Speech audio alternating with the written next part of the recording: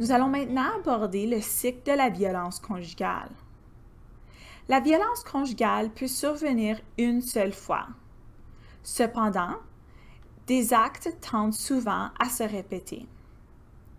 La violence peut viser à faire peur à la victime, l'intimider, l'humilier ou à lui donner un sentiment d'impuissance. La violence comprend aussi parfois plusieurs gestes qui peuvent sembler mineurs en soi, mais qui ensemble constituent un cycle de violence à 4 phases. La première phase est le climat de tension, qui est ensuite suivi de l'agression. Après l'agression, l'agresseur passe par une période de déresponsabilisation. Puis la période de rémission s'installe, jusqu'à ce que le climat de tension revienne et que le cycle recommence. Étudions les phases. Dans la première phase, il y a une augmentation des conflits causant du stress.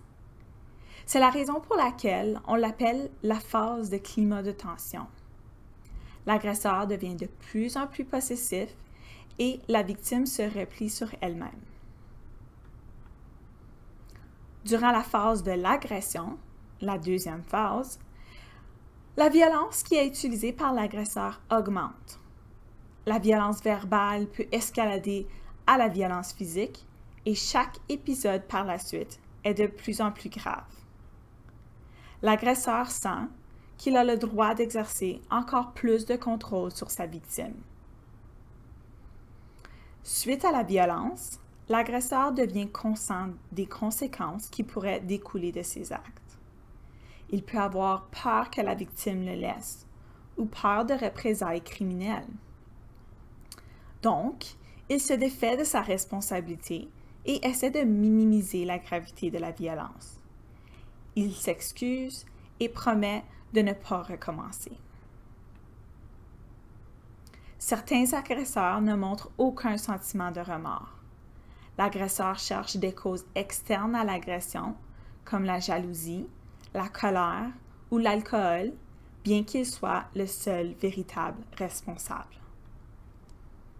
Enfin, durant la phase 4, la rémission, qui est aussi communément appelée la phase de lune de miel, est la phase durant laquelle la victime se convainc que l'agression est un incident isolé et que l'agresseur peut faire des efforts pour ne plus recommencer ses comportements abusifs.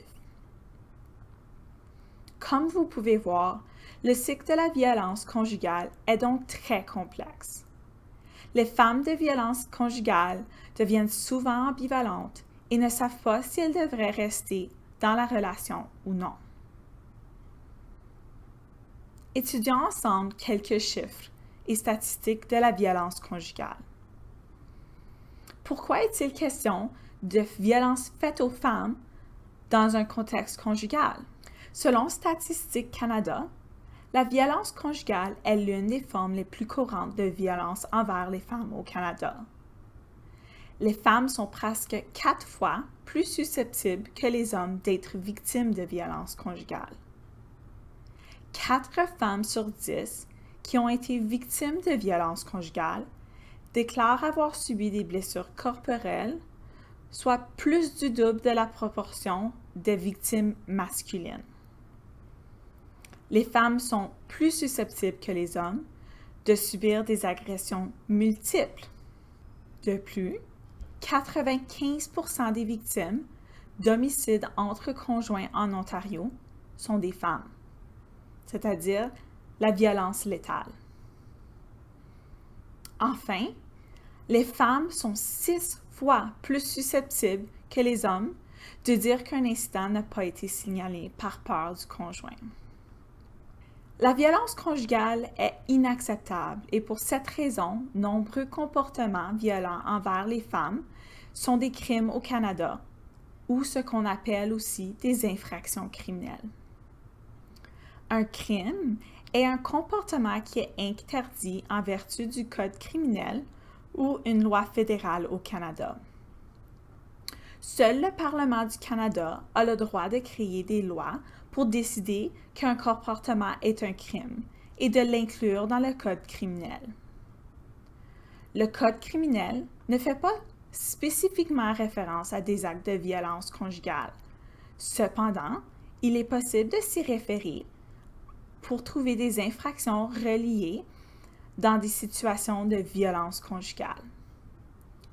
Diverses peines sont prévues dans le code criminel pour que les personnes jugées coupables d'un crime soient punies.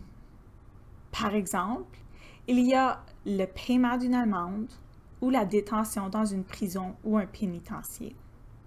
Au Canada, les poursuites sont commencées par le gouvernement fédéral par l'entremise du procureur de la Couronne. Il y a donc deux parties clés dans une poursuite criminelle. Le procureur de la Couronne, qui représente le Canada, et l'agresseur, qui est reproché de son comportement criminel. Ce n'est donc pas la victime qui commence la poursuite. La victime peut toutefois être appelée à la barre de témoins lors du procès, mais le procureur de la Couronne sera celui qui poursuivra l'agresseur. Au courant des prochaines minutes, nous examinerons certains crimes qui se trouvent dans le code criminel que nous pouvons relier à la violence conjugale. D'abord, étudions les crimes reliés à la violence physique. Les voies de fait sont des crimes en vertu des articles 265 à 268 du Code criminel.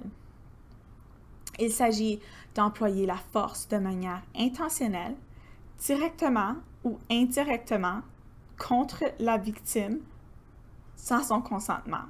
Pouvez-vous identifier les actes de violence physique pouvant être considérés comme des voies de fait? Voici quelques exemples. Des coups de poing, tordre le bras d'une personne, gifler, couper, brûler. Ce sont tous des exemples que nous avons soulevés dans la définition de violence physique. Le meurtre est aussi un crime relié à la violence physique. En fait, il s'agit du crime qui est relié à la violence létale, la violence ultime que nous avons étudiée plus tôt. Il y a deux types de meurtres prévus dans la loi au Canada.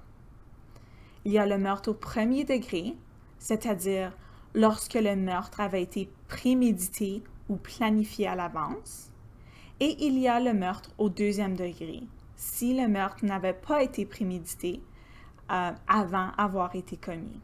C'est plutôt un acte spontané. Pour ce qui est des crimes reliés à la violence sexuelle, nous voyons aux articles 271 et 273 du Code criminel un crime intitulé « agression sexuelle ». La définition d'une agression sexuelle est de commettre un acte à caractère sexuel avec ou sans contact physique, sans obtenir le consentement de la personne vidée. L'agression sexuelle comprend les actes suivants. Le fait d'imposer une relation sexuelle, comme la pénétration vaginale, anale ou orale. Le fait de toucher à des fins sexuelles une partie du corps, par exemple un baiser forcé, un frottement de nature sexuelle ou une masturbation imposée. Il y a 3 niveaux de gravité d'agression sexuelle. Dans un premier temps, il y a les agressions sexuelles qui ne causent pas ou presque pas de blessures corporelles à la personne. Il y a ceux au cours desquels l'agresseur porte une arme, profère des menaces, inflige des blessures corporelles à la personne ou participe à une agression avec une ou plusieurs autres personnes. Et dans un troisième temps, il y a les agressions sexuelles plus graves au cours desquelles la personne est blessée, mutilée, défigurée et dont la vie est mise en danger. Il faut donc toujours obtenir le consentement sexuel ou donner son consentement sexuel pour avoir une activité sexuelle. Sinon, il y a une agression en vertu du Code criminel. Mais qu'est-ce qu'un consentement aux activités sexuelles? Le consentement peut être exprimé par des mots ou des gestes. Il est important de savoir que le consentement doit être présent tout au long de l'activité sexuelle. Il est possible de décider d'y mettre fin à tout moment. et le consentement doit même être présent pour des conjoints mariés. Lorsqu'il n'y a pas de consentement, il s'agit, comme je l'ai mentionné, d'une agression sexuelle. Il n'y a pas de consentement si la personne utilise de l'intimidation, la manipulation, la force ou la violence pour contraindre l'autre. De plus, la personne abuse de son pouvoir, son autorité ou de la confiance pour imposer une nature. Lorsqu'il n'y a pas de consentement, il s'agit d'une agression sexuelle. Il n'y a pas de consentement si la personne utilise l'intimidation, la manipulation, la menace, la force ou la violence pour contraindre l'autre. Il n'y a pas de consentement si la personne abuse de son pouvoir, son autorité ou de la confiance pour imposer des contacts de nature sexuelle. Ici, par exemple, on peut penser à une personne en position d'autorité, comme un médecin ou un entraîneur.